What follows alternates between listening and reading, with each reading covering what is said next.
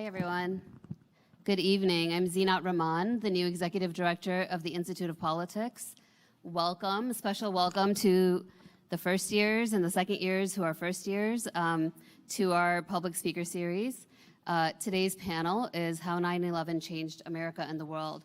And for some of you in the audience, you weren't probably born when 9/11 happened, but for those of us who were, you will never forget where you were and what you were doing when the towers came down. And we thought that it was really important to do a panel 20 years on, looking at the massive downstream effects that 9/11 had, on our politics, on our foreign policy, on communities across our country, on our social division. And we have experts here, an all-star panel that is going to discuss that with us. So one of our students, Brian, is going to formally introduce our panel in a few minutes. I want to give you guys some spoiler alerts about upcoming events. So tomorrow, Tuesday, October 5th, David Axelrod, who's our director, our founding director, will be moderating a conversation with Washington Post political reporter Robert Costa. That's also going to be a live taping of the Axe Files. Robert is a former IOP fellow. He's a co-author with Bob Woodward of the new book Peril, which examines the tumultuous period and the transfer of power between Donald Trump and Joe Biden. So you can go to our website, sign up for that. On Friday, join us for lunch at the IOP House, where I will be interviewing Lauren Baer, who is a nationally recognized civic leader, who will share her personal story of running for Congress and serving as a senior advisor in the State Department. This event is going to be hosted in partnership with the Spectrum LGBTQ+ Alliance, which is a student-led civic engagement program at the Institute of Politics. After the moderated discussion tonight, we'll open the floor to take questions from you in the audience, so please line up to ask your questions. And remember, everyone's welcome at the microphone. Please keep your mask on when you ask your question. Please leave room for a diversity of viewpoints in terms of who's asking those questions. And as usual, also, we'll give priority to the first questions to be asked by our student audience. Make sure your phones are on silent, the bathrooms are downstairs, and we'll now hear formal introductions of our panelists and moderator from Brian Cronin. Brian is from Griffin, Georgia. He's a second-year student at the Harris School of Public Policy. He's also a graduate chair with the Institute of Politics Student Advisory Board. So please join me in welcoming Brian to the podium.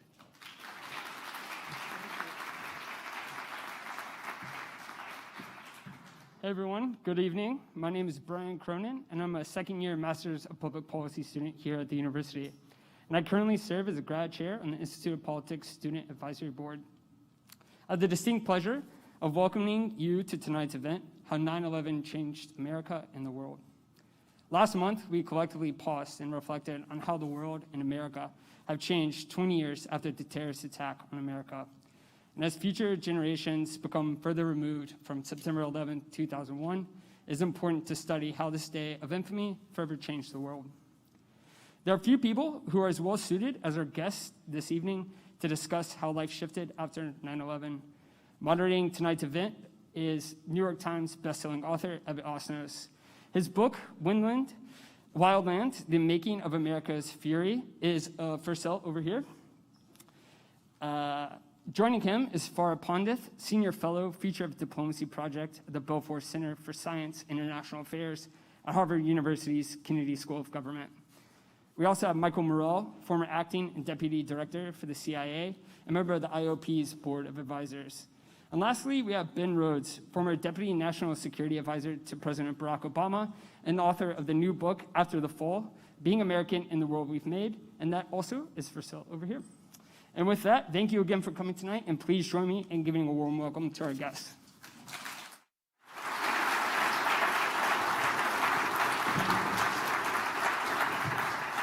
Thank you, Brian, and thanks everybody for coming tonight. This is an event I've been looking forward to for a long time.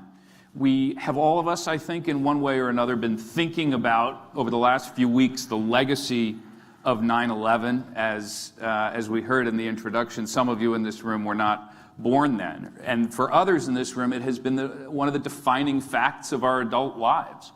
A fact that dates us, I'm afraid, but there you are. So now the secrets have been revealed.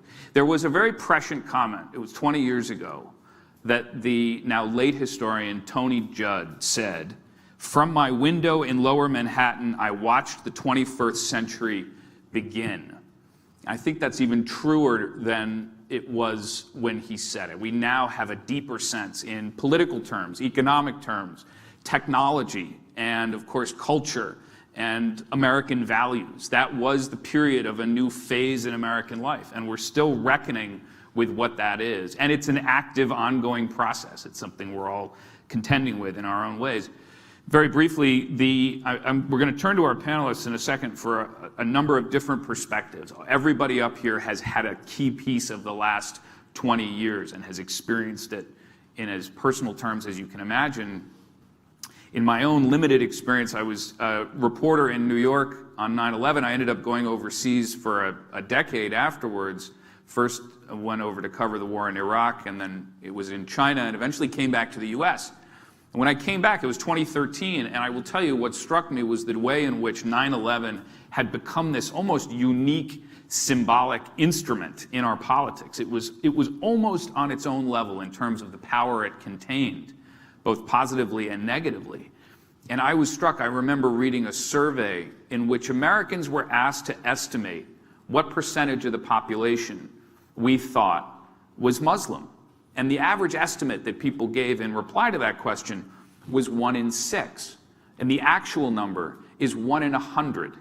So there was a way in which the years after 9/11 had played tricks on our perceptions of ourselves and of the outside world. And I think we're still beginning to unravel the consequences of that. So what we're going to talk about tonight is things like, what did 9/11 mean for our politics here at home, and also for some of the big geopolitical questions around the world? What did it mean to communities of color? What was the experience of Islamophobia in the United States, and how did that refract through people's lives? What did it mean in national security terms? How did it change how we defend ourselves as a country, and how do we go after people who seek to do us harm abroad? And then finally, of course, what does it teach us about extremism and radicalism in this country? What is it that we can draw the lessons of 9/11 perhaps in helping us understand this moment today in which we find ourselves contending with homegrown radicalism of a very different kind, the kind we saw on January 6th at the Capitol. So I want to start, if I can, by turning to each of our panelists and just give us a sense, if you would, please, Michael, starting with you, of where you were on that day. What job were you doing? What work were you doing?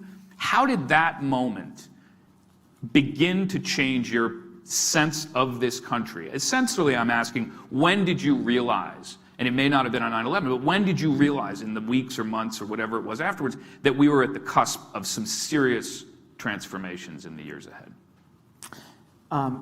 So it's great to be here. I love the University of Chicago. I love the Institute of Politics. My 3 kids went to UChicago. 2 of them were involved in IOP, one deeply. So it's a real honor to be here. So I think some people know that I was with President Bush on 9/11. I was his daily intelligence briefer from January 4th, 2001 to January 4th, 2002. I went with him wherever he was in the world. I briefed him 6 days a week. So I was with him when Air Force One went wheels up on September 10th for what was to be a quick trip to Florida for a political event. So I was with him when all this happened. I was with him all day. We had a number of interactions. But there were a number of surreal moments that day. No surprise, right? But I don't think, people ask me all the time, did you know the world changed that day? And I didn't, because I was so busy doing my job. I was so busy conveying intelligence to him and answering his questions and sending his questions back to CIA and trying to get them answered. And so it didn't really hit me until the following Saturday, when he held a meeting at Camp David with his national security team, where essentially he decided at that meeting to go to war. He made the formal decision on Sunday, but you could tell by his reaction to the briefings he got that day that we were going to war. And I think that's when it hit me that this was going to change everything. And at that point, the parameters of the war, as you understood it, were a specific war in Afghanistan, or how broadly did you imagine the parameters of the war were troops on the ground a limited number of troops on the ground in Afghanistan for counterterrorism purposes only, right? The shift to changing Afghan society and Afghan politics came in early 2002. And a rest of the world intelligence push against al-Qaeda cells that were in various places around the planet. But the military intervention in Afghanistan was to be quite limited. And at the end of the day you're talking about no more than 110 CIA officers and about 300 Special Forces officers destroyed the Taliban and drove al-Qaeda out of the country. If somebody had told you then that we would be in Afghanistan for 20 years, what would you have said? I would not have believed them. Why? Because we had defeated them, right? And we had met the president's objective. And so I didn't, in December, in late December, I didn't know what was left, right? And it wasn't until the policy was changed to take this feudal, tribal, decentralized system, right, and turn it into a liberal democracy that had centralized power, right? And it's never had it in its history. And I thought, if you had asked me at that moment, is that objective achievable?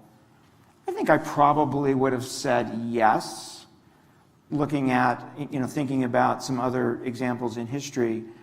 But I think where it hit me that the answer to that question was no, was after the Obama surge, when we had 130,000 troops in the country and NATO had another couple of tens of thousands, and the Taliban fought us to a stalemate. I knew at that moment that there's no way we can win this war. And I think President Obama knew, and I think he, For sure. When we had meeting after meeting after meeting on what the stay-behind force was going to be, I knew that the president wanted the answer to be zero. Farah, you were working for the Bush administration at that point. Where were you, or what were you doing at the time? What was your job, and when did you have your moment of realization? Well, I would like to also just say thank you to the Institute of Politics for having me. It's a joy to be back on this campus. And I really want to commend both Zinat and David for having the courage to talk about a really complex and really important subject. I was working in Boston. I was vice president of international business for a consulting affiliate of a law firm on 9/11. The night before, our firm and others had hosted Senator John Kerry and Senator John McCain in Boston for the Christian Herter Award, which they had both received for their service in Vietnam. We had had a wonderful evening. It was at the Copley in Boston. Everybody was really happy. I was in a great mood on September 11th. The thing went off really well. And when I arrived at work on a perfect sunny day, I was on the 41st floor of a building that overlooked Logan Airport. And we had just begun to see the news we couldn't figure it out. We didn't know what was really going on. But the news was reporting that something fishy had happened at Logan.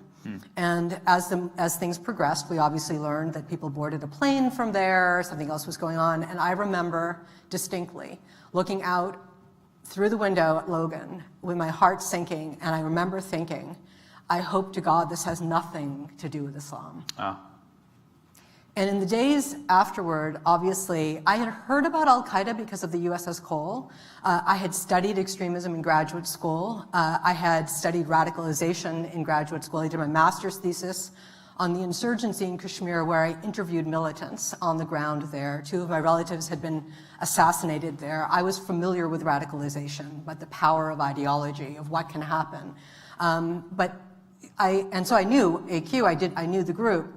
But what happened in the days afterwards, when they took responsibility and they unleashed this idea that they were going to define our country, America, I had a visceral reaction. I was an American, I was a Muslim, I was madder than hell. Who were they to tell me what my country was? Who were they to say that America was at war with Islam? Who were they to tell me how to be a Muslim? I was furious. And I walked into my boss's office and I said, Steve, I love it here. Boston is home. My family is here. I grew up here. I have to serve.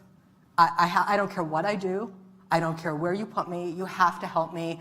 I don't come from a political family. I don't have any connections. And the firm that I worked for was extraordinary. It was a law firm that was founded by Jewish lawyers who couldn't find a home in Boston because of the Boston Brahmin mentality. And they came to my side, the Democrats and the Republicans. It was a very political firm. And they said, Farah wants to go to Washington. What do we do?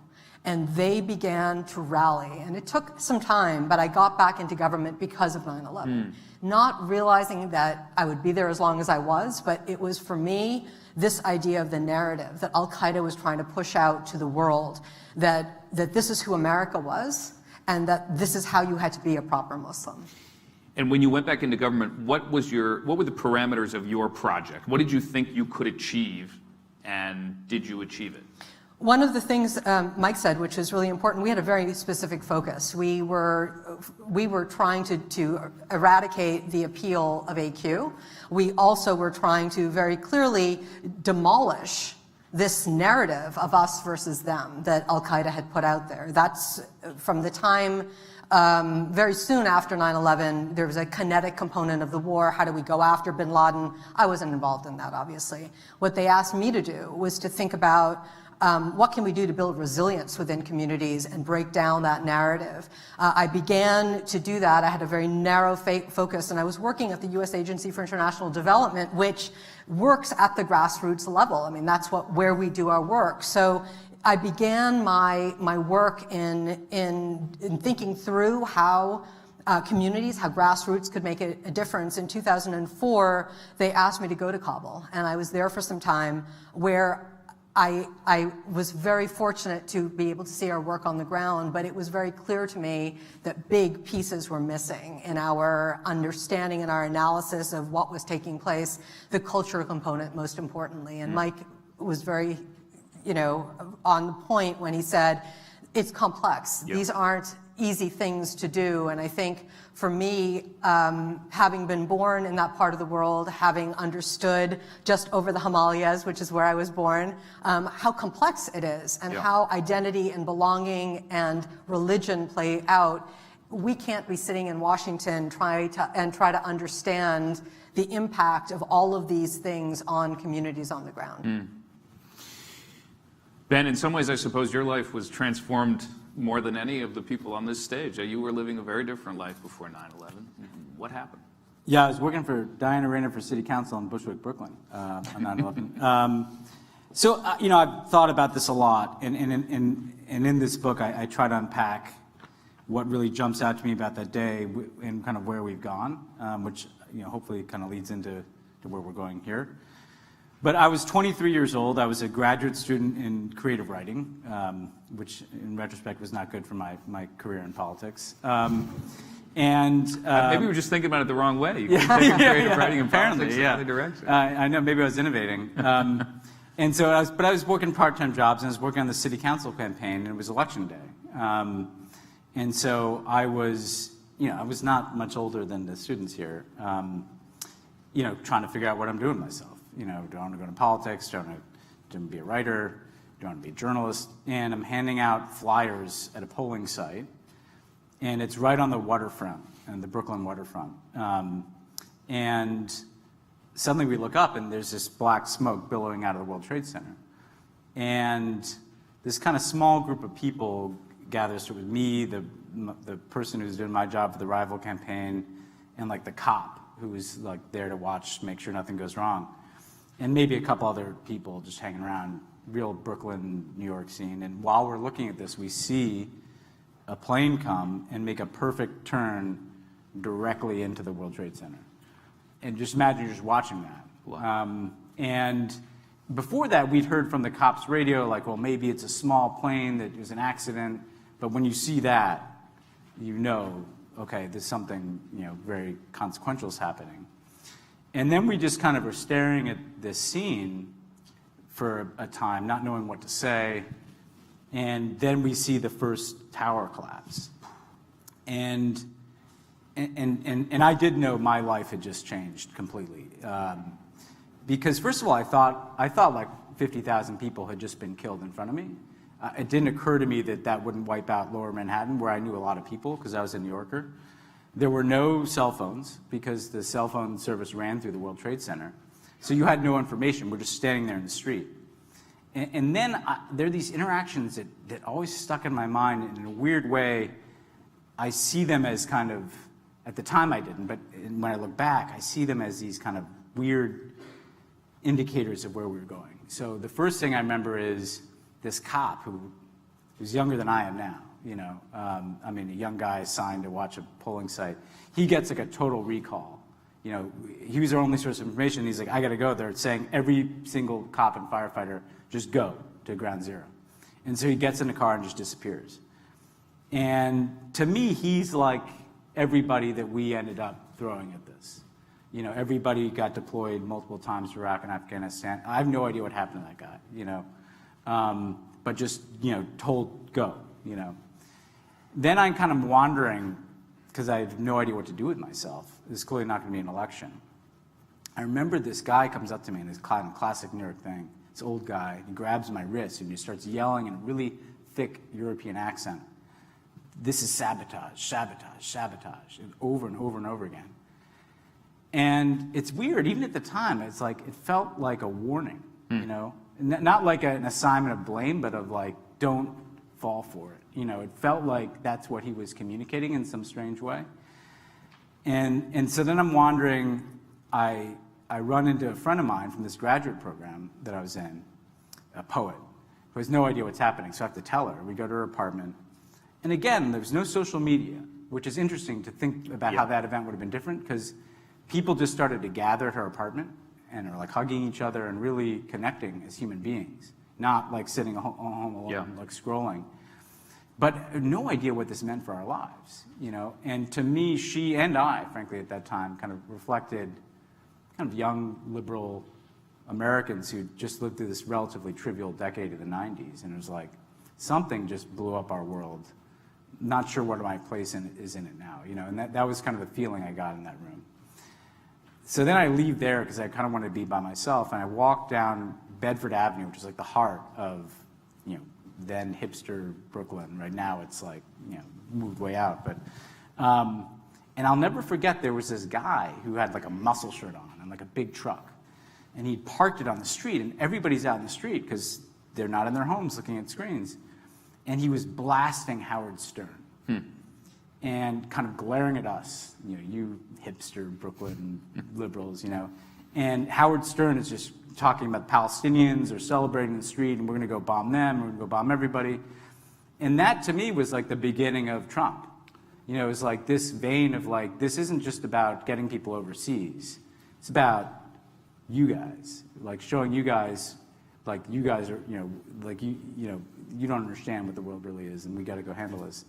And then the last thing I remember is walking over this bridge from Brooklyn to Queens and seeing this guy at a tripod, like that, with a camera on it, just taking picture after picture after picture of Ground Zero.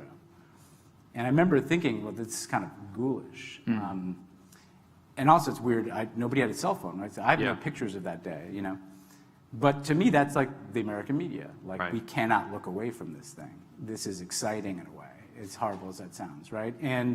And so I know I'm taking a lot of liberty, but like I knew my life had changed. I didn't know how. I went to an Army recruiter the next day. I was in a very strange frame of mind, but I knew I wanted to be a part of whatever, like Farah, like whatever the response to this was. I'm going to plug my life into that. It's an amazing fact that 9/11 was, in a sense, the last human event before the advent of cell phone and everything that's come with it. There's a factoid that there's only 3 known recordings of the first plane going into the towers. And since then, that image has been viewed, they estimate, by 2/3 of humanity. And the images, you remember in New York City, those missing posters that were everywhere. What's fascinating to look at them now was that was before the age of the selfie. So these were photos that had been cut out of, wedding pictures and family reunions. We hadn't yet sort of changed our whole frame of reference in some sense to the experience of Just quick on that, it was the last event, and it was really traumatic. The place, New York, Lower Manhattan was like a war zone. You could smell the acrid smell in the air. There were those photos everywhere, and everybody was out. Everybody somehow was out of their homes, just walking around New York. It was unlike anything I've ever experienced. Mike, you then spent much of the next 2 decades thinking about the national security implications for this country. And of all the ways in which we were affected, national security was the most immediate transformation. I think you said something interesting recently that caught my attention, where you said that if bin Laden was alive today, how would he see the world? How would he see the movement that he started? And you said he'd be pretty happy with where the movement stands. And at the same time, you point out, the United States was not hit with another terrorist attack after 9/11. Help us understand these two, in some ways, contrasting characterizations of where we are. Yeah, so I always thought it was a great question to ask, how would he view things? And some journalists finally asked, and I had an opportunity to answer it. But one of the If you wait jobs, long enough, you'll find one eventually, Mike. one of the jobs of an intelligence officer is to give the president the other guy's perspective. Right? So how does Vladimir Putin see the world? How does Kim Jong-un see the world? Right? When you understand that Kim Jong-un believes that the United States wants to invade North Korea and replace him and his regime, then you understand his desire for nuclear weapons as the ultimate deterrent against that, right? If you understand that Vladimir Putin believes that the United States is trying to play in his politics and get rid of him and have his people rise up against him, right, then it puts 2016 in perspective, right? He thinks he's just responding to what we're doing to him, which we're not, by the way. So I thought it was important to say, okay, how would bin Laden see things, right? He started this. So I think there'd be two sides to the coin for him, right? On one side of the coin would be he never got a chance to conduct a second successful attack here, despite multiple plans to do so and efforts to do so.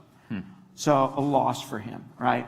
He didn't succeed in driving, well, maybe this is still debatable, right? He didn't succeed in the short term in driving the United States out of the Middle East. We can come back and talk about that, right? And he certainly didn't succeed in overthrowing Sunni Arab regimes and replacing them with Islamic governments, right? So he's the loser on that. But I think on the other side of the coin for him is on September 10th, 2001, there were a few al-Qaeda cells around the world, but they were very small. And probably in Afghanistan, there were at most 500 al-Qaeda guys. So think maybe, giving him the benefit of the doubt, maybe he had 1,000 followers in the world, right? People who wanted to conduct attacks against the West, right? Not against just local targets.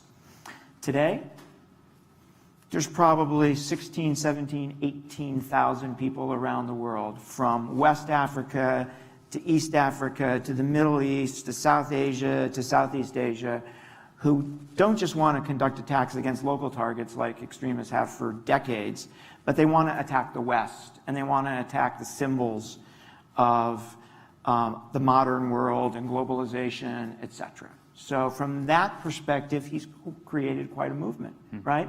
And I think the other thing he would think is that he weakened the United States, right? One of the things that gave him the idea to do this was the success of the Afghan freedom fighters against the Soviet Union, and then the ultimate collapse of the Soviet Union.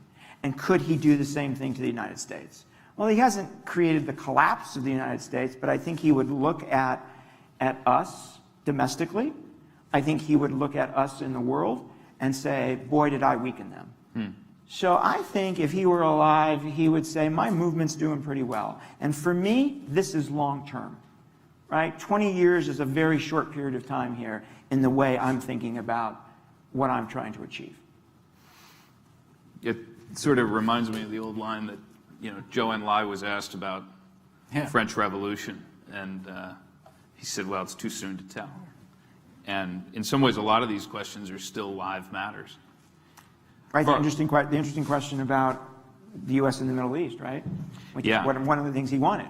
Well, let's talk about that, actually. I mean, but I'm curious, Farah, what do you make of that sort of balance sheet that we were just talking about? Well, one of the things that is very clear is that he unleashed something far bigger than anyone could have imagined, right? We lost 3,000 human lives on 9/11 from 93 different countries. That is devastating. It's a horrible statistic. But over the course of the last 20 years, he has unraveled things that we did not expect him to unravel. Issues around identity, issues around belonging, issues within the United States on who we are, what our red lines are, who we think we are. We have exposed societal sinkholes. We have seen the power of an ideology turn us inside out. There's a direct line between what happened on 9/11 and what happened on 1/6. And we have also seen, frankly, the disruption of the way in which coalitions are built and formed, where our money goes and how we think about it, where the movement is today is so much bigger than we ever imagined. We were measuring it by how many cells. How dangerous is it? What could happen when the Boston bombing happened on Boylston Street in Massachusetts? We were thinking about sort of the aftermath of that ideology, but I think about it in a much bigger way.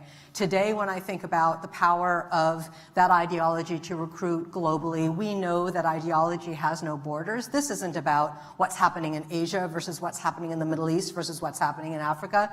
The power of ISIS to be able to take something and someone from Trinidad and Tobago and move them into fight for the so-called caliphate in the Middle East is a very powerful device. You're hitting the emotional core, you're hitting the psychological core, and you're looking at the time, it was millennials. Now it's Gen Z, and it soon will be Gen Alpha that extremists are trying to recruit. And when I say extremists, I don't mean the kind that are only using Islam and manipulating Islam. I also mean the neo-Nazis. I also mean, all of the other things that we've seen as an aftermath. When Mike said, when you look at the world and you could take a snapshot of where the cells were, we've had terrorism for thousands. This is nothing new. Of course people are going to fight political and other things. But what is new is the capturing of both the technology revolution, the ability with a swish of your finger to go down a rabbit hole, the power and the persuasion of making you ask yourself, who am I? That is the power of bin Laden. To me, this is not an easy thing to unpack because it has exposed us as humans and the way societies have acted, and it has also exposed, frankly, where governments have put their energy on what they're fighting. Because if in fact we did successfully protect ourselves, and that we need to celebrate. But all of our resources and focus have been on making sure, quote, another 9/11 doesn't happen. And I ask myself the question, if we had equally gone after bin Laden, taken him out, at the same time that we were smart enough to understand the cultural impact of what was going to happen, we would be in a very different place today. And that's really the devastation for me as I think about 9/11, because I now look at the students in the audience and the world that they have inherited and what is going to happen because of these evil ideologies that are moving us forward. We aren't able, we have failed at looking around the corner. We cannot forecast, we do not know what we're doing on the cultural side, and that presents a very dangerous threat environment that Al-Qaeda did unleash, but we're now looking at the aftermath in a new way. The question of what was unleashed versus what was exposed or what was already building is a fascinating one. And Ben, you get at this recently in some of your writing. You made the point that one of the things that happened after 9/11 is that there was, as you put it, a blurring of the distinction between critics and enemies, and that became a defining feature really of our politics. And I'm curious about why that That is, I think, a hugely important piece of drawing the connection that you just made, Farah, between 9/11 and the culture around January 6th. The idea that criticism actually sort of became part of a binary choice. You were either with us or against us, and that applies in domestic politics as well. How do you think about that question of where that blurring happened? And why was it that 9/11 did it? Why was it not that Oklahoma City in 1995? What was it about the legacy of that moment that created this pernicious turn in our political culture, do you think? So, reflecting on this, in my own life, and I do this a lot in my book, but the unifying sense of purpose that the United States had in the Cold War kind of contributed to a sense of national identity, certainly kind of defined what our purpose was in the world, and also kind of set some guardrails around, you probably don't have a Trump as president when you're worried about a potential nuclear war with the Soviet Union, And I felt acutely in the 90s the absence of an agreed upon sense of common identity and purpose in the United States. And I think what happened after 9/11 that was so powerful and went so beyond probably what George Bush even thought he was doing is, number one, you have just a massive things done. I mean, being in government, when the period of time between 9/11 and the Iraq War, that window, the decision to make Afghanistan about nation building, the decision to invade Iraq, the decision to utilize really extrajudicial methods in the war on terror, the decision to kind of remake the whole U.S. government. There's nothing inevitable about that. I mean, we could have just sent a few hundred guys to Afghanistan and brought them back. Like that. These were massive things that ended up driving trillions of dollars in spending and focus, and we're not doing other things in that time. We're not doing climate change, et cetera. But so he also, in addition, behind that, marshaled, I think, American identity.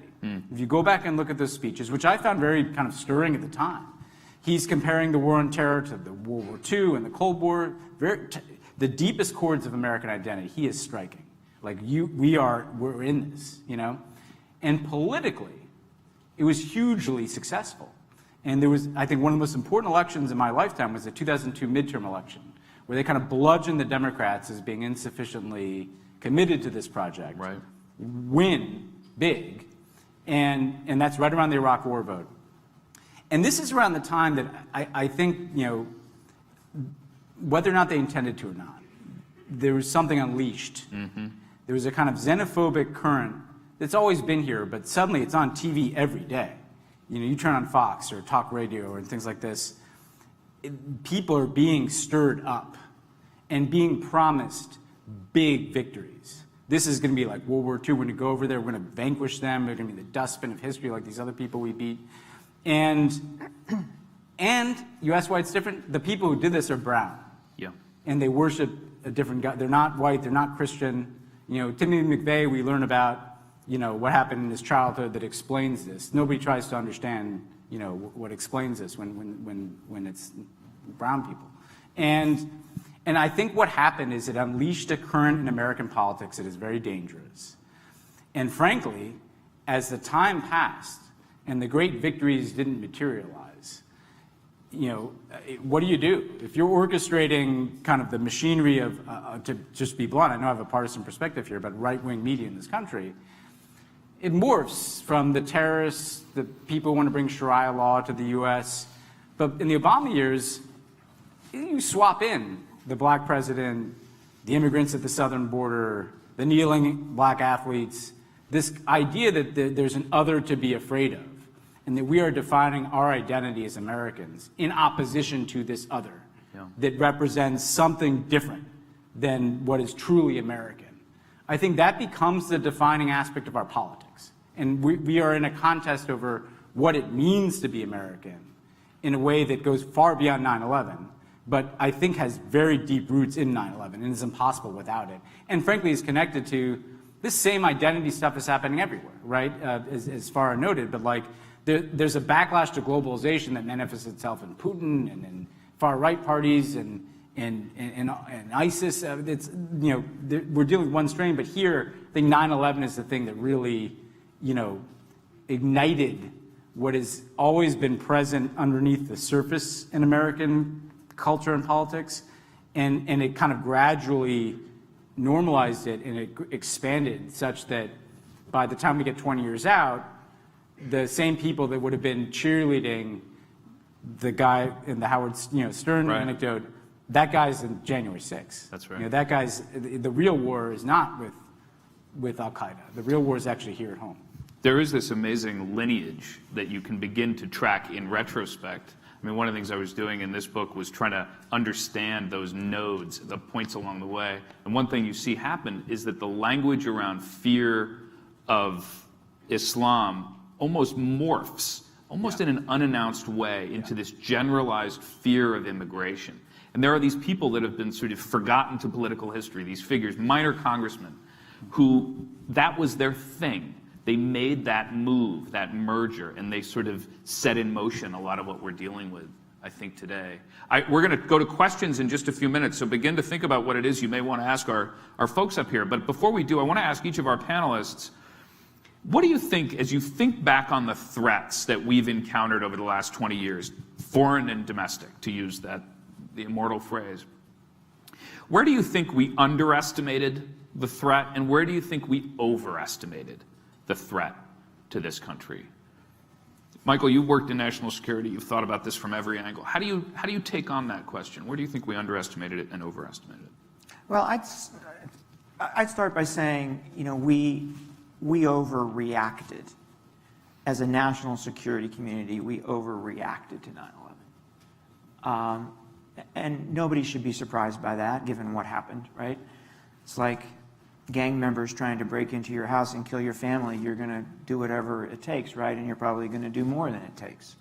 And you're not going to think about, what created these guys in the first place and how do I solve, the fundamental conditions that created the situation, right? You're just going to do what you need to do. And that's what we did. At CIA, we moved resources like we'd never moved them before to counterterrorism. And then we got a budget increase 4 times, what we had beforehand. And all that went to counterterrorism. And we ended up underestimating everything else. Literally everything else. And so today, geopolitically, we are in a much weaker position because of it. I think about Russia's invasion of Georgia in 2008, and the intelligence community, because of the resources that it moved from different parts of the world to counterterrorism, because of that, we could not tell President Bush where the Russian army was. Isn't that remarkable? That's amazing. Isn't that remarkable? And because we spent 20 years fighting a counterterrorism and counterinsurgency war, the Russians and the Chinese had a free 20 years to focus on us. They had a free 20 years to invest in conventional weapons to fight us. And they figured out how we fought wars, and they developed the weapon systems to prevent us from fighting that way. So, the last National Defense Strategy Commission unanimously concluded that because of the last 20 years and the way they've played out, that if we had to fight a war today against Russia in its backyard or China in its backyard, we would struggle to win and could well lose that war. So if, the Chinese move tomorrow against Taiwan, it would be a tough decision by the president whether to come to Taiwan's aid or not, because we could well lose, right? So we're in a much worse position. The question is, did we overestimate the threat from Al-Qaeda?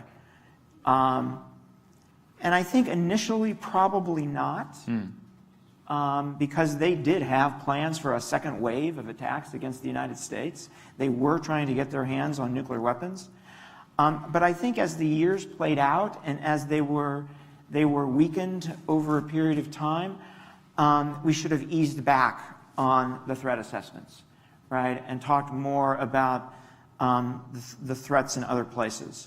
And the last thing I'll say, and then turn it over to my colleagues here, is that when I get asked about what's the biggest threat to America, I talk about our own politics, right? Because our national security can't be strong without a strong American economy and a strong American society. So at the end of the day, it comes back to our politics, and we clearly didn't spend enough time, focused on issues that mattered here at home.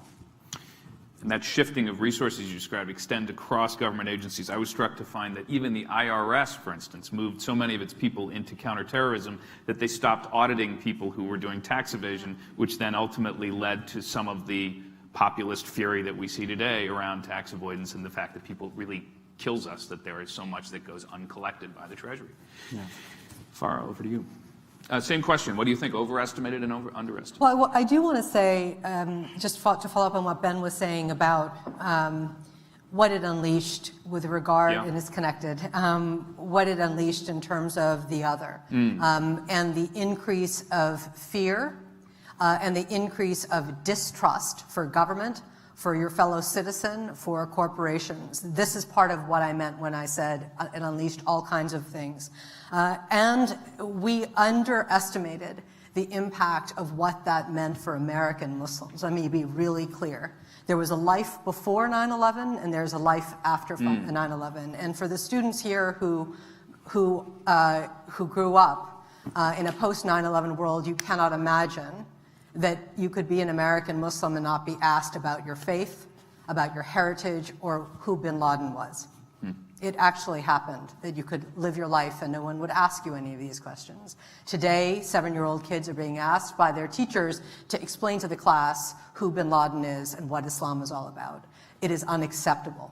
But this is what this is the impact for a very small minority in America, but it has had an impact on anybody that is not white.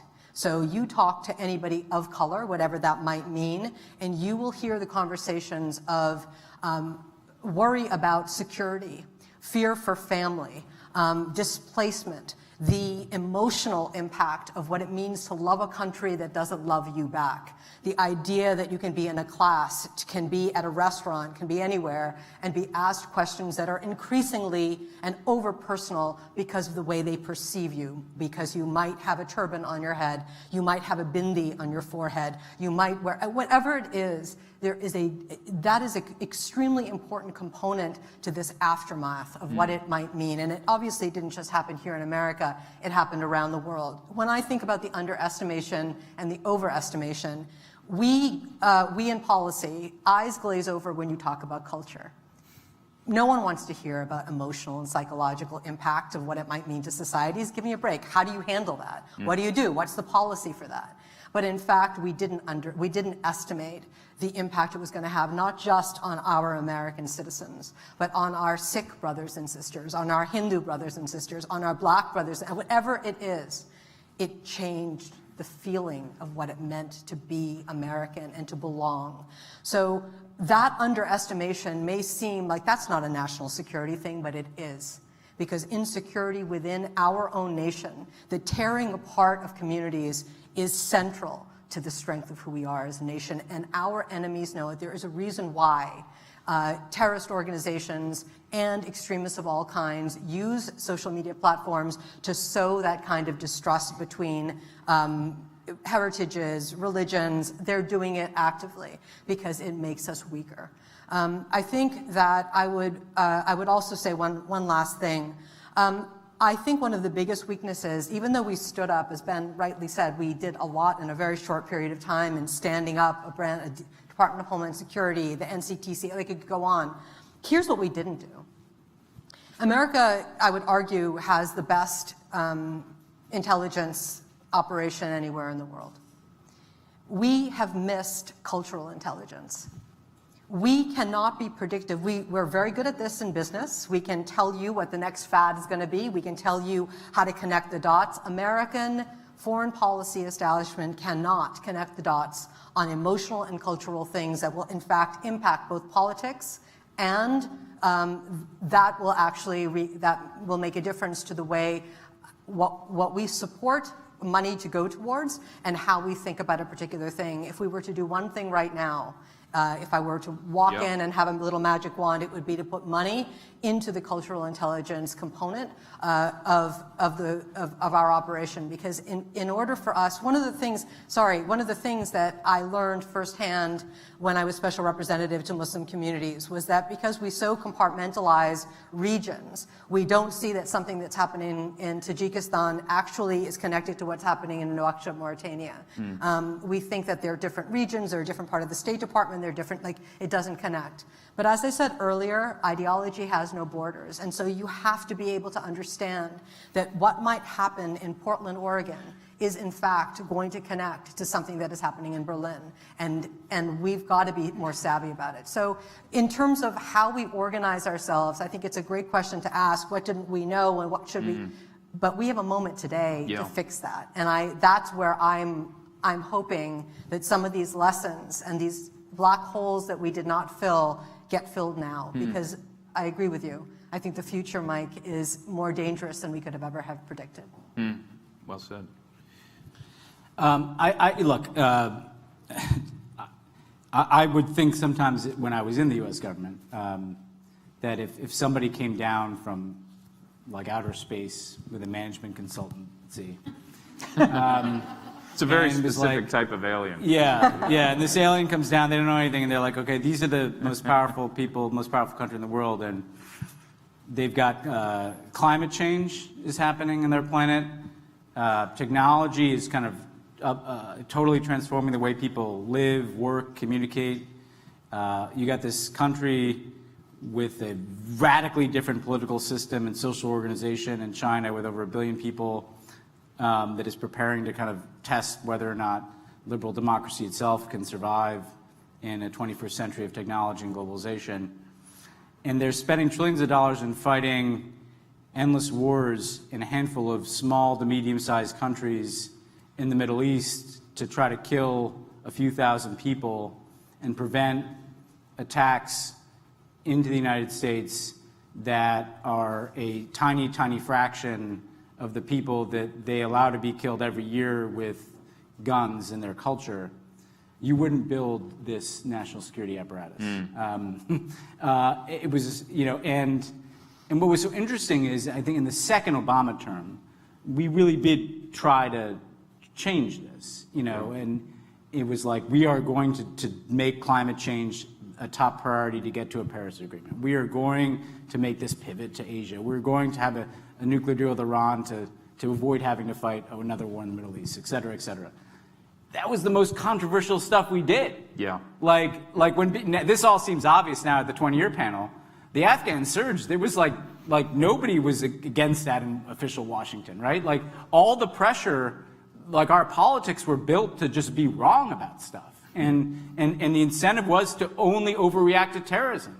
And we had, when Michael and I were in the Situation Room, like, a guy gets on an airplane, and I know I'm going to sound like I'm minimizing, I'm not, because if he blew up the airplane, it would have been terrible, but he succeeds only in lighting his underwear on fire. And that's who was hurt by that event. And it was like a multi-week political crisis, like Obama's taking huge hits, people are calling for like new extrajudicial military prison, Lindsey Graham wants to personally build a new prison in Cuba to put this guy in, and like, this is insane. We've indulged insanity. Like this is not like a close call. Like, and here's the thing: like terrorism is real, but here's the thing: like there are people like Michael. We have intelligence and law enforcement. We have a capacity to deal with this without this insane mindset of zero tolerance. I mean, part of it is just accepting that there might be a terrorist attack in this country, and that's not the end of the world.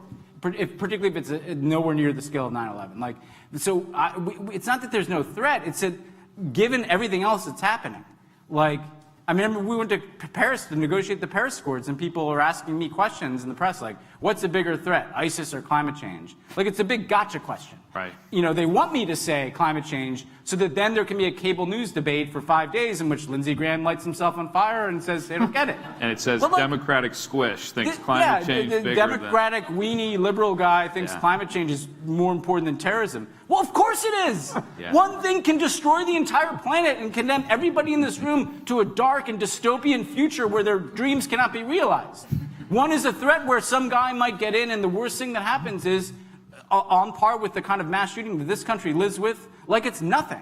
So we have to make a much more kind of fundamental shift here, and because of that question. Because any analysis of what is being underweighted and overweighted would find that even if you take terrorism deadly seriously, as I know Michael did every single day, because your lives are at stake. So I'm not saying that's not a threat. I'm just saying relative to everything else that's going on in the world, it's time to reorient our priorities here.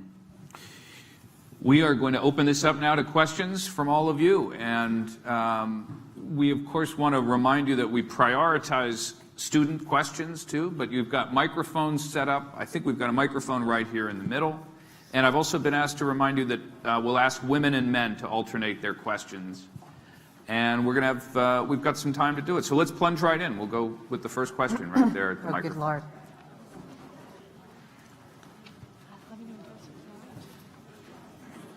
Good evening. Thank you for being here. My name is Aya Hamza. I'm a first year here at UChicago College.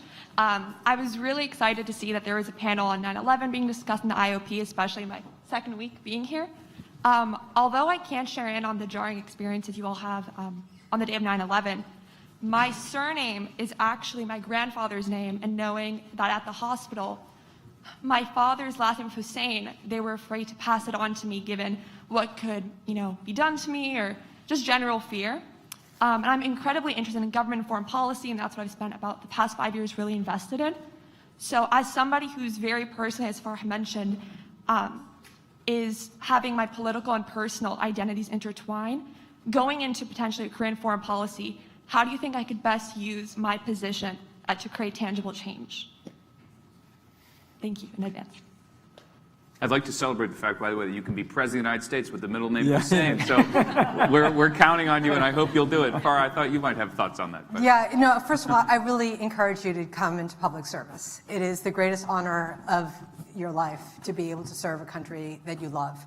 And it is, I think all of us will tell you, even though it's complex and challenging, it is extremely rewarding. With regard to your issue on, or your question, excuse me, on identity, listen, things are changing a lot because we're actually talking about it. I know that that's not everything, but it is something quite real. When I joined in government right out of college in 1990 for 3 years before I went to graduate school, we were not talking about race, ethnicity, sexuality, any of these things that make all of us so unique. And then 9/11 happened, and it transformed something very powerful inside of government, which asked the question, who do we have around the policy tables? Do we have more, can we get more diversity? So my answer to you is not to say, own whatever part of your identity that you want to put forward, but to use all of the components of your identity that make you sharp and brilliant and smart and creative in the way in which you answer questions. That is going to help not just you, but it's going to help our country in solving problems in a wonderful way. Thank you so much. Good evening.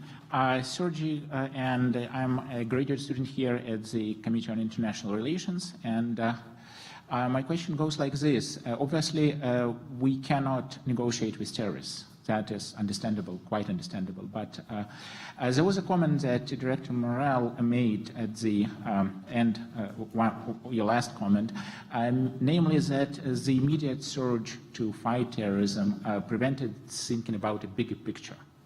And there was also this comment about emotional intelligence that you referred to in terms of understanding better the cultural emotional intelligence.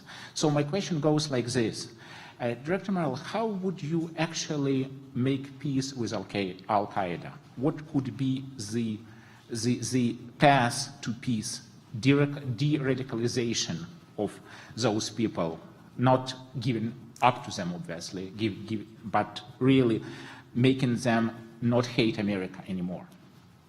Thank you. Yeah, so I don't know. Look, some countries in the world have done a pretty good job with de-radicalization programs in the Middle East. I don't know exactly how those programs work. Maybe others up here do. But I will say this. Probably 10 years ago, there was a great Israeli documentary called The Gatekeepers. And it was interviews with every single living former director of Shin Bet, the Israeli Internal Security Service, whose job it was to protect Israel from terrorism. And for the first 45 minutes, they all talked about the extraordinary things they did, extrajudicial things they did to protect Israel from terrorists. The last 15 minutes was every single one of them complaining about their government for not coming to a political settlement with the Palestinians, because as fast as they took terrorists off the battlefield, more terrorists were coming on. I felt exactly the same way when I was at CIA. Right? That our job in the intelligence community and the military was to remove guys from the battlefield, but as fast as we did that, more and more of them were coming. And there were very few people in the world, there were some, but there were very few people in the world with very few resources dedicated to them to try to get to the cause of extremism in the first place and get to the underlying reasons why it happens. And I found that deeply frustrating. Anybody want to add, or should we go on? I'd add one thing, quick, Yeah. which is, look, one thing I would say is that the United States, you know, I totally agree with Mike about the needing to look at this from your enemy's perspective. And, you know, if you actually really go and dig into what those guys were talking about, you know, before 9/11, it was largely America's support for these autocratic regimes in the Middle East. Now, the fact that they think that that was bad, that we did that, is not a reason to kind of stubbornly support them because they don't like that. I tell a story in the book about a guy named Mohammed Sultan, who's an Egyptian American who moves to Egypt after Tahrir Square to be part of the change there. After the military coup in 2013, he's shot, he's in prison, he's tortured. He is in a cell, and they put an ISIS recruiter in his cell. And he's on a hunger strike, and he has a debate with this ISIS recruiter about whether or not nonviolent resistance is better than violent resistance. So talk about an interesting scene. And the reason I say this is that our support for our blank check of support are the billions of dollars we shovel out the door, or the arms sales we make to the very autocratic regimes that are fueling the grievances inside of these societies. I don't know the exact answer like Mike, but I do know that we can't expect the rest of the world to ignore this massive hypocrisy running straight down the middle between what we say we are and what we do in the world.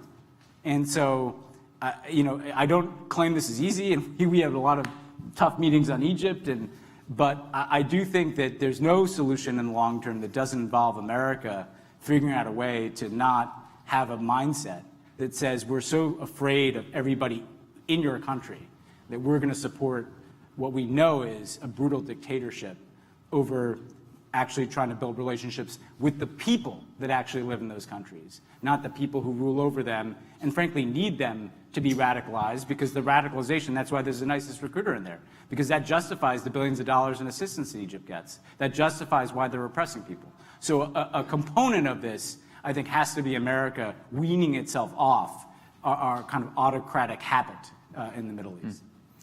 We are going to have a couple of questions at once, if you could, because we're going to have to try to get through this line. I want to make sure everybody has a chance. So if you can, go ahead. We'll try to keep it concise, everybody, and get as many questions as we possibly can. Over to you. Yeah. Hi, my name is Norma. I'm a third year in the college. We started this panel with a personal, each of y'all sharing your personal stories regarding 9/11. I was a couple months old at 9/11 when it happened. This obviously was a very deeply disturbing event, and it really affected y'all in terms of your trajectories in your careers and the trajectory of the country. But for people like us who are starting to move into our professional careers, do you think that this will affect the way that we conduct politics, or do you think that the effects of 9/11 will become like a remnant of the past? Interesting question. One example of the autocrats that America enabled to secure itself from terrorism was Saddam Hussein. And so one could imagine an alternative history where, after overthrowing the Saddam regime, the Iraqi army was not disbanded, the Ba'athist, the whole government wasn't disbanded, and the United States kept law and order as an occupying power was required to do. Rumsfeld famously said, we don't do nation building. So one could imagine an intelligent way, smart government way to take nation building seriously. So that it wasn't that we did nation building and failed. It was that we didn't really do nation building. We'll take one third one, in the interest of time. Thank you. Hi, my name is Olivia. I'm a current second year in the college. Thank you all so much for being here.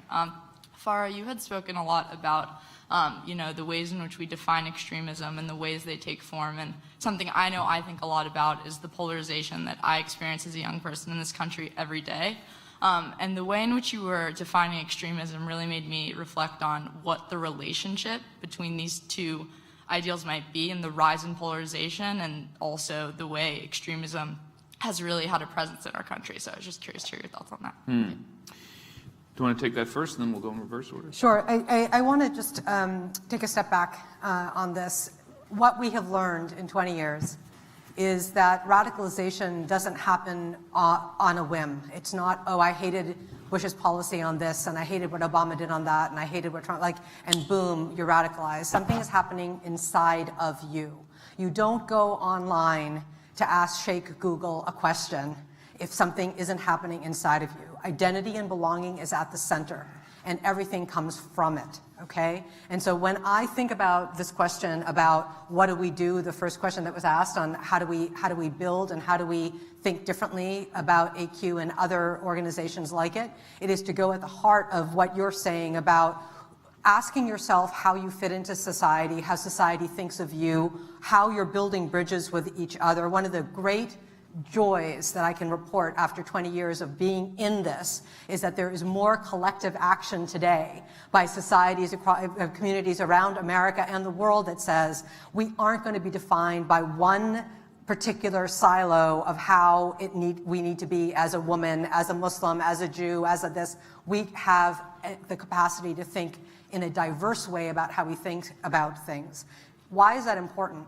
That's important because the bad guys, whoever they are, whether it's a neo-Nazi, whether it is the Taliban, whoever it is, wants you to believe that there's a singular way to be, right? So the polarization that is happening in our country today around what is a real American, what is not a real American, what it means to be an abiding law, enforcing citizen that does this is very narrow. What I would say to you as you think about the parallels about all of this is that what's happening within communities around identity and belonging, around how we think about the other, are the central solutions to how we fix this problem. And solutions are available and affordable right now. It doesn't come from government alone. It comes from all of us, every single one of us. We're going to take three more, and then our team can do a grab bag of what they want to answer, but I want to make sure that everybody has a chance to voice their question. Go ahead, please. Hi, my name is Jack Capizzi. I'm a fourth year in the college, and my question is about how we can be, as students whose lives have been bookmarked now by 9/11 and the pandemic. Mr. Morell, you said 20 years seems like a short period of time, but it is our entire lives. How can we have any faith in the institutions that you all have been a part of when it seems like so regularly promises are being made for our security, but people seem more and more fearful by the day? Thank you. Hi, I'm a second year in the college. My name is Amina. And firstly, I want to say thank you so much. It really is an honor to get to ask you guys questions about your experiences. So my question is more directed towards Farah, and you were talking about how the Islamic narrative completely changed after 9/11. And I wasn't old enough to experience it, but my parents, both of them were Muslim, and they were living in Boston, actually, and working there and studying there. And they always tell me about how in 24 hours, everything changed socially, culturally, in every way.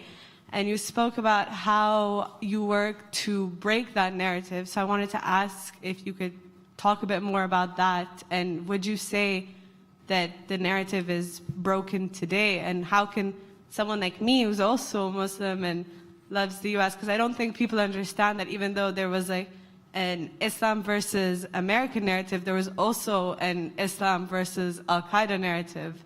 So how does someone like me work to break that narrative, and how have you done that? Thank you. We'll take one more, and then we'll see if there's some common threads, and we can address them up together. Hi, my name is Graham. I'm a first-year student at the Harris School of Public Policy. So particularly for Mike and Ben, in recent years, there's been a certain amount of politicization of particularly congressional hearings. I was wondering if you guys had any thoughts on if there was a statutory or constitutional amendment we could do to try to decrease the amount of politicization that happens during these types of things and to limit the politicization of the intelligence community. So you want to take that question, or do you want to identify something else that you want to respond? Yeah, actually, I want to link the Iraq question Right. with the question about confidence in institutions. There was not a better way to have done Iraq. Iraq was the single biggest strategic mistake that I've ever seen in American foreign policy. That's a strong statement, but I really believe it. It was the defining. It was the defining example of our overreaction to 9/11. Can you? I can't let you go without a brief question on how do you think we made the biggest strategic mistake? Like, how did that happen? So I think there's two things that happened. I think one was intelligence community judgment that he had weapons of mass destruction and, was building those programs, right? And we were dead wrong. And the only thing I can tell you about the analysts who got the judgment wrong, right, who overestimated the threat significantly, we're living in a world inside the CIA in which the CIA felt deep, deep guilt about not having stopped 9/11 and felt deep, deep anger about being blamed for 9/11.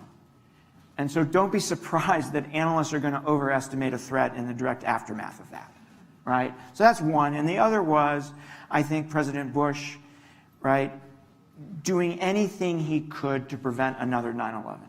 I mean, he felt deeply that his first responsibility was to protect the American people, and here he had failed on 9/11 to do his fundamental job. That's the way he thought about it. He talked to me about that.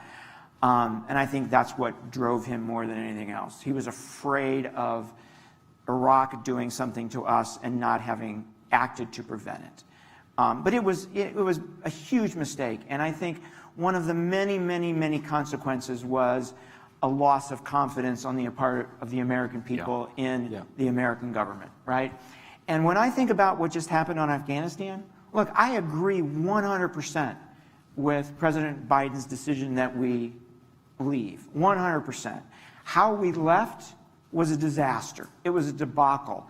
And my biggest concern about that is it's going to lead even more people to question the capacity of our government to do its fundamental work. And I worry about the political impact of that here at home over the long term. Ben, do you want to respond to anything that was raised? Yeah. There are a couple of questions, the one that hit on institutions, I think the one that hit on what does 9/11 mean for me, to kind of speak to the relatively negative tenor of this conversation. But we're ending on a happy note. That's what I'm going to do. We just haven't gotten there That's yet. about what I'm going to do here, guys. I'm winding up, okay? And look, here's the thing. First of all, here's something I learned as someone who was once a 23-year-old city council campaign worker, totally linked to where your guys' experience is, and then was in the White House a few years later. Like, all of these institutions, they're human enterprises. There's not like some Wizard of Oz somewhere that's making sure that they run okay. And they reflect the complexity of human experience. And that means, and look, we've focused on a lot of negative things. A lot of good things have happened in the world the last 20 years, and a lot of positive ripples have been sent out from things that the U.S. government has done or things that individuals in the U.S. government have done. And the thing is, if you don't like the human institutions, well, the only way that they're going to change is if you become a part of those institutions and change them, or you become a part of some movement on the outside that puts the pressure on them that changes them. That's it. There's no other way that anything evolves and changes for the better. And the thing is, that can happen. And one of the things why I do think this is a hopeful moment is because, like I was saying, 10 years ago, this conversation, like I'd get permanently, voted off the island of whatever, Wizard of Oz does decide who's a part of these conversations. This is normal now. Like, people know. Mm-hmm. Like, we're starting from something, not a blank slate, but we have to move in radically different directions. And you guys get to figure out what those directions are. Like, I'm jealous of you guys for being able to have that opportunity. Now granted, you've got a bunch of nutcases who are trying to burn down the whole republic at the same time. That's not great. Hold on, we were at a happy note for a minute. Then we got the nutcase.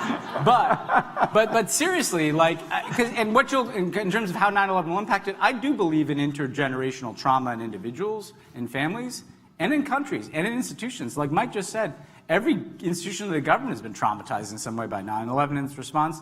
But I do think right now you get a sense of a much greater openness to, well, what does it mean to have an entire foreign policy that has a climate change at its center? What does it mean to really, really, truly engage the question of democracy versus autocracy and the ways in which that intersects, because I agree, it entirely intersects with the crisis of identity, not just in this country, but in every country in the world. People are trying to figure out how to live in globalization, and they're still looking for that answer. So the optimistic note, without sugarcoating it, is precisely because like so much has gone wrong. Precisely because the overreaction is now inviting like a grasp for where's the solid ground underneath our feet. Like, your guys' generation are the ones who are going to be able to figure this out and have the benefit of learning from what went right and what went wrong before you.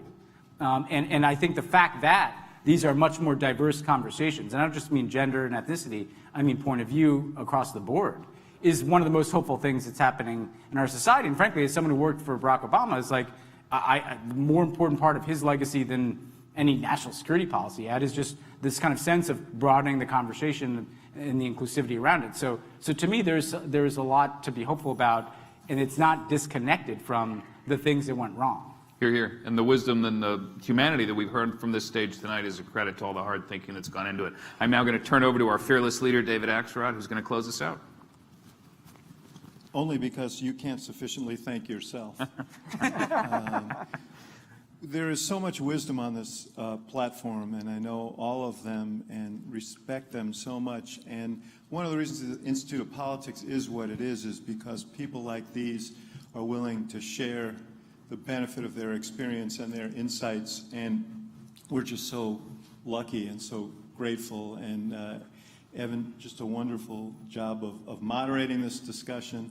And thank you all for your questions, your insightful questions. I hope that you'll come back again and again and again. And I just want to point out that, first of all, every one of these people are accomplished authors, including Michael and Farah. These guys happen to have new books out, and so they're on sale over there.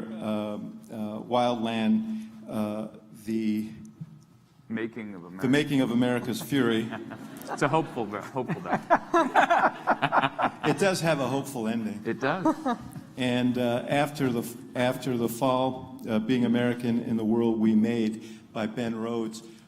If you liked the insights that you heard on this platform, read these books. They're really, really wonderful. I've read them both. Had a chance to talk with them both about them. They're on sale over there. I believe they're signed. But the most important thing is come back again and again and again. As Ben said, we're only going to solve these problems with you, and you're going to inherit the world that results. So our investment is in you as leaders and as citizens, and we humbly share whatever we can, knowing that you can do better than we did. So thank you so much for being here tonight. We'll see you next time.